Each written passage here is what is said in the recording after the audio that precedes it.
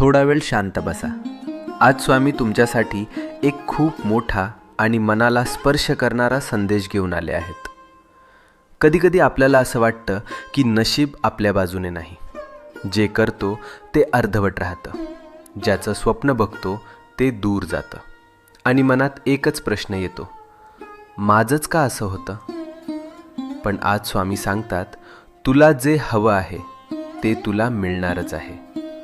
तुझे प्रयत्न वाया जात नाहीत. तुझं मन दुखतंय म्हणून देव शांत बसलेले नाहीत. ते फक्त योग्य वेळ बनवत आहेत. तुझ्या आयुष्यातून अडथळे शांतपणे दूर होत आहेत.